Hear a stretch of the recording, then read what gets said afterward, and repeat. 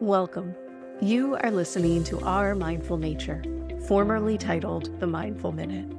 I'm your host, Meryl Arnett, and this podcast explores the deep connection between land and self through nature-based meditations and meditative experiences that invite us back into belonging to each other, to our ancestors, to the earth, and to all beings that make up this universe. If you would like to access these meditation practices as standalone audio files, please subscribe to my newsletter at merylarnett.com. It's free, and you'll receive a new mini meditation each week, along with behind-the-scenes content and bonus material for each podcast episode. All right, grab a cup of tea, pop in your headphones, and find a comfy seat. Let's settle in for today's episode. Hello, happy Monday, happy May. I'm so glad to be sharing this Monday evening with you. So I want to talk about edges tonight. And actually, even more specifically, what I want to talk about are ecotones. And an ecotone is a space that exists where two distinct ecosystems come up against one another.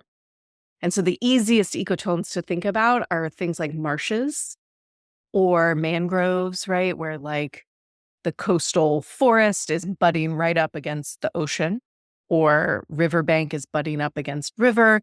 You could think about forests coming up against grassland. And it doesn't have to only be ecosystems. We could also think about the strip mall down the road, and then there's that patch of like undeveloped forest next to it, right? That's also ecotone. And so I want to just like read a little bit about ecotones to you as we get started, because I want to look at these ecotones both in the world around us as well as in our meditation practice, in our internal lives. Yeah. So an ecotone does not simply represent a boundary or an edge. The concept of an ecotone assumes the existence of active interaction between two or more ecosystems with properties that don't exist in either of the two ecosystems, right? So you hear what that means, like ecosystem one and ecosystem two, and there's this space in between those two ecosystems. And in that space, there are species of plants, insects, animals, things in the soil that exist that don't exist in ecosystem one or ecosystem two by themselves, only in the transitional areas. The origin of the word ecotone is based in Greek roots. In the word eco, we see home, and in tone, we see tension. So home tension. And there are many different terms, right? Ecotone is one, but we also see terms like boundary regions, borders, meeting zones, transitional zones, tension zones, zones of intermingling, and zones of transgression. And so we can see ecotones, right? I mean, we could think about the ecotone literally outside our neighborhoods, right? In the natural habitats that we live in. We can think about the sort of metaphorical ecotone that exists perhaps between our meditation practice. So an ecotone could metaphorically exist between our sort of sacred, mindful, awake, meditative experience, and then the day-to-day demands that stress us out and pull us out of that mindful wakefulness. We could also think about ecotone as myself as a unique being in this world, living in this particular present moment, experiencing the particular things that I experience, that you experience, and all of the world events happening around us at this moment that intersect against our being, right? All of these are potential ecotones, places of tension. I read this article that I just loved really recently. It was in Emergence magazine, and the article was titled Holy Terroir. Terroir is a word that is like very often associated with wine, and it means the taste of the land that the wine takes on. So, like some really fabulous, fancy French wine is grown only in this one specific spot in one specific region with one specific type of soil and weather, and that soil imbues a very specific taste. The same way we might think about, like, for us here in the South, Vidalia onions, that's like a terroir, right? It has its own taste, or Dijon mustard. So, this article that I was reading, the woman was writing about the cow's milk that she and her family drink every day from a cow right outside their door where they live in India. And she was writing about how cows are very, very sacred in India. So sacred that as people are coming and going throughout the day, they pause and place their hand on the cow, receive blessing from the cow as they walk by. This milk, they don't like go to a store to buy milk, right? They literally have milk from this cow outside their door, and it's incredible and delicious and all the things. And she writes about watching day in and day out as this cow and many, many, many, many other cows in the area munch on the plastic litter that lines the road where they live. And so she writes about, like, what is this taste of the land if it is not holy, sacred, pristine, perfect land, but like real land, my land, the land I live on that's polluted? What is that? That meeting place, that ecotone, that tension between the sacred and the profane, or between the elevated, the pristine, and the day to day, right? I think about that in the same way that I think about how often my mornings start. You guys know my morning routine, right? I get up pretty early before everybody else, have those first couple sips of coffee, sit on my couch or I sit outside, close my eyes, do my practice, do a nice long journal session. I love the way I start my morning. It's lovely, it's decadent, it's quiet. And y'all, at some point in that quiet, two really loud children come like flying down the stairs immediately, like needing things. They're hungry and they need a show. And what am I going to wear today? And where do I have to go today? And all these demands.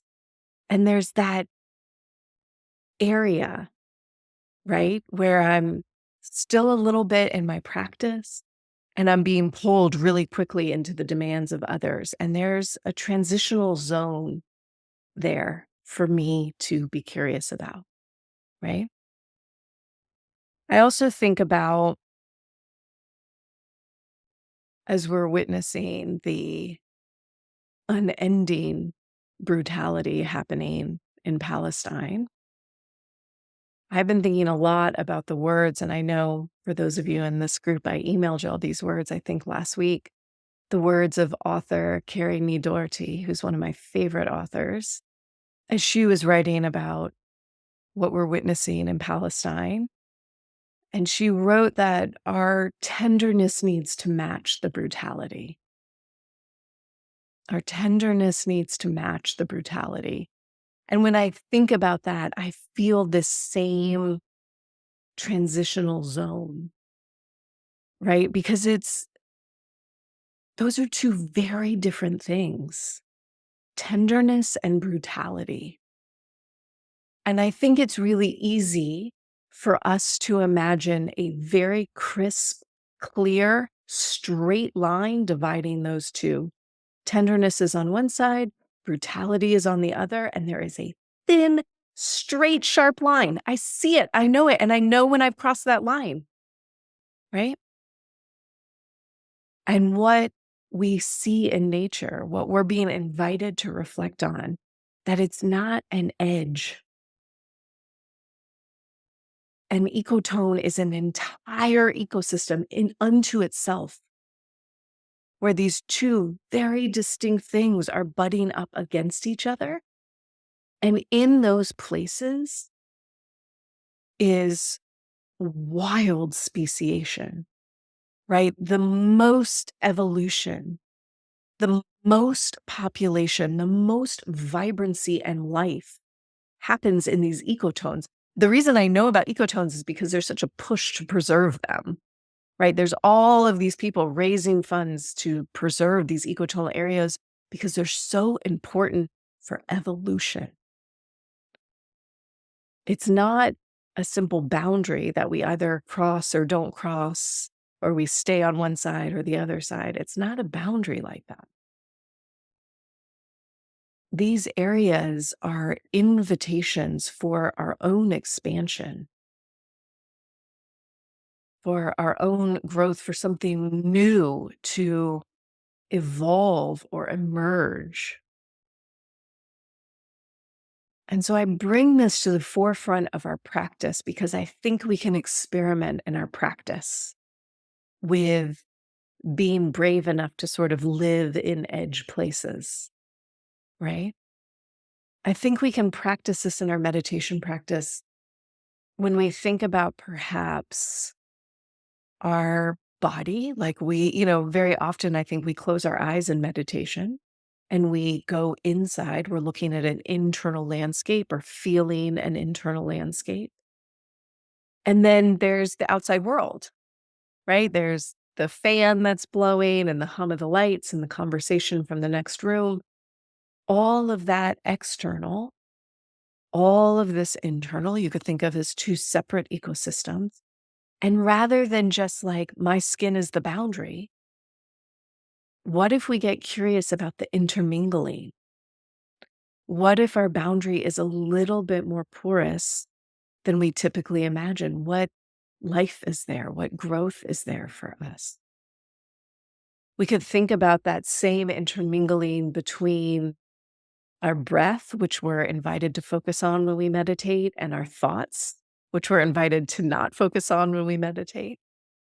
We could be curious about the ecotonal space between like depth and insight and quiet. I love this meditation. It feels so good. And I'm stressed out. I'm anxious. I have too many thoughts. I'm too worked up. I can't enjoy this. I don't like this. Right? We get to experiment with all of that in our practice. And today, as we practice, the invitation is going to be, can I let myself sort of play with these edges, these ecotones? Can I be interested in the space in between? And I want y'all to remember that that space in between, tension, is built into that word, right? It doesn't mean it's like comfortable and lovely and quiet there. And in fact, I'm working on a whole ecotonal series for the podcast, and I just was interviewing a field reportist. And I said, send me some of these sort of edgier field recordings that you've done. And she was like, well, I will, but they're not lovely. Like they're not meditative, peaceful recordings because like coyotes live on the edges, right? There's all these animals and they're loud and they're moving around and life is happening there. And so I want us to remember that tension is part of ecotone and that we don't need to be scared of tension in our practice, right? We're invited to be curious about that, to notice it. And in fact, in many lineages, y'all know I study in the tantric lineage. In tantra, like that tension is where the practice is, right? That's why like a lot of practice includes like a lot of breath work or movement so that you're like building energy, building energy, building energy. Now sit down and meditate so that you're meditating with all of that energy, life, growth. You're meditating with the ecotonal systems. So we're going to do a little practice together. And I'm going to play, I am going to play a lovely soundscape for y'all because I do want you to have a lovely meditation. I'm going to play one of my favorites from Gordon Hempton, actually. I'd probably say all of them are my favorite, but this one's near and dear because it's close to those of us here in the South. So this recording is from Joyce Kilmer Memorial Forest in North Carolina, so Appalachian Mountains. And this particular chunk of land is the oldest hardwood forest on the East Coast, the oldest undisturbed hardwood forest on the East Coast. And all around it is disturbed forest that has been clear cut at one point and roads paved through and, home developments and all of that kind of stuff. So around it is disturbed forest. This is undisturbed forest. So there's ecotone there. And so we will listen to the birds, a little bit of rain. And we might even feel that interesting transitional space between what we're hearing, as if we were out in the woods early morning, and where we really are in this moment with your headphones on, right? The room that you're in, the place that you're in, the mood that you're in, all of that exists to feed into this ecotonal region. Yeah. So let's settle in for a practice together. I'm going to invite y'all to get comfortable as we normally do. So take a minute to shift around, to let yourself settle in a chair, on a couch, on the floor, wherever you want to be. If you have headphones, you might want to pop them in so you can hear these sounds nice and clear. And together as a group, when you're ready, we will drop our hands onto our lap. We'll decide if we would like to close our eyes or take a soft gaze down towards the ground. And together as a group, we'll take a deep breath in. Exhaling out a sigh.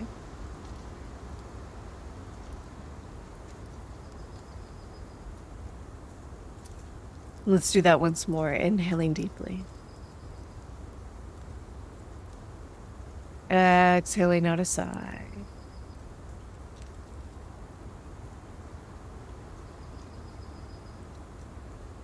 Taking all the time you need to settle into your practice. And to begin by silently saying to yourself, now is my time to meditate. Now is my time to meditate.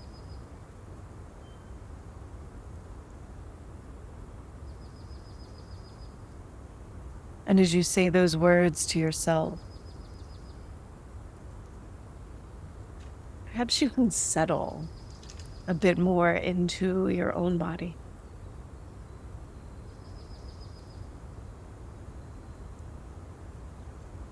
Letting yourself drop more fully into the moment that you are in right now. And perhaps you'll start just by acknowledging the space that you are in. You could think about the room you're in. You might notice the temperature, the lighting, the way you feel in this space.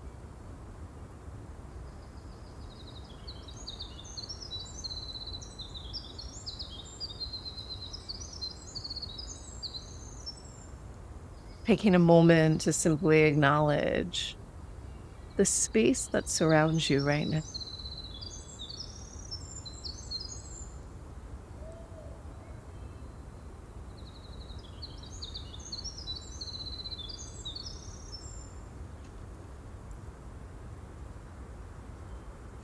As we sit and we breathe, we might also take a moment to simply notice what we're hearing right now.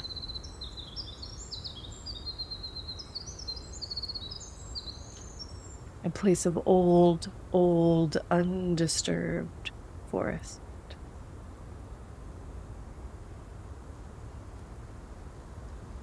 with wrens and owl, wind and creaky branches.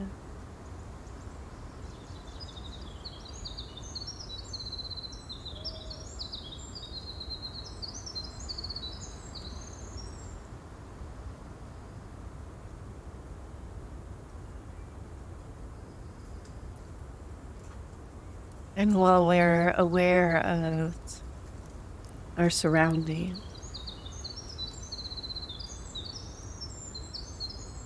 we also begin to tune into our own bodies.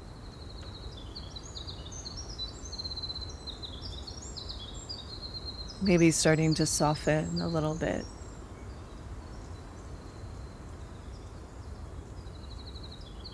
Letting go of any tension, any gripping. Particularly through your belly and your chest.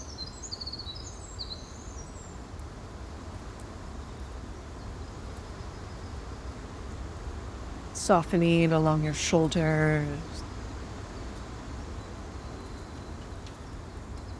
your jaw,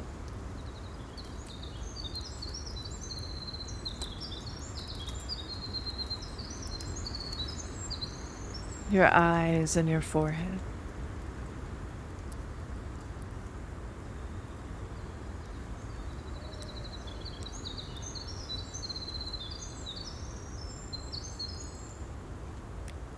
And very gradually, we begin to notice our breath.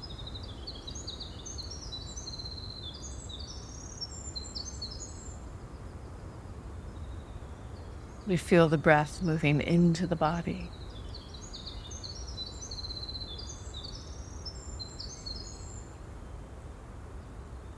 We feel the breath moving out of the body.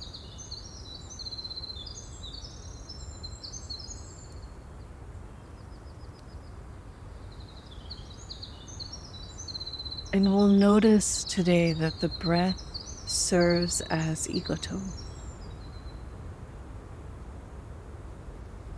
It is this transitional space.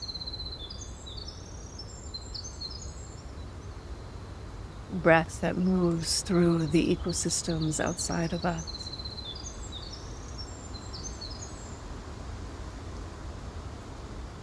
Breath that moves through the ecosystem inside of us.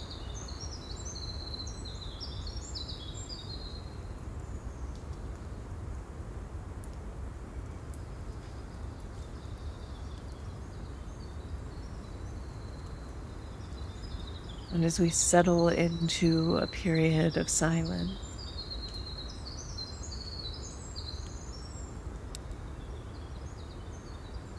let's be curious about this ecotonal region.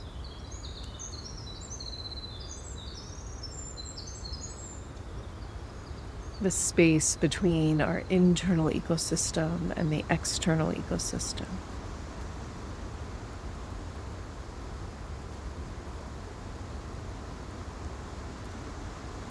Let's be curious about the life, the growth, the emergence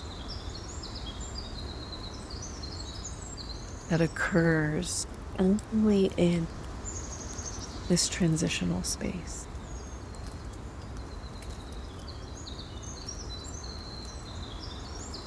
We'll sit and breathe in silence here, just a bit longer.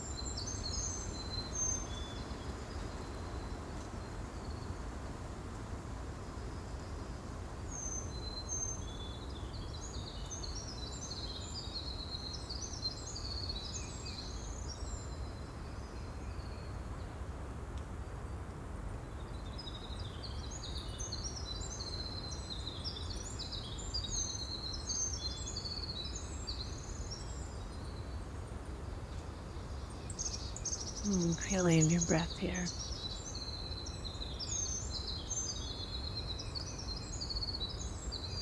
Feeling breath move in the body and out of the body.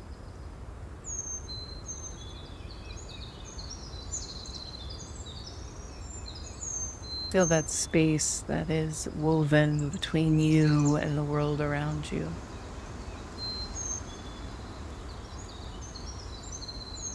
An ecosystem entirely unique.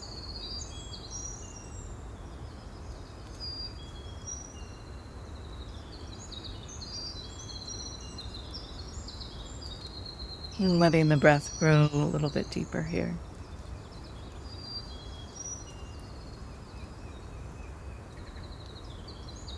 Wiggling into fingers and toes.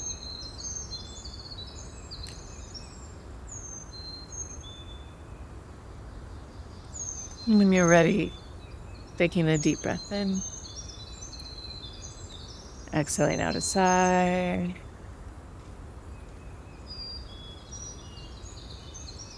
And taking all the time you need to let go of your practice, to blink your eyes open once again.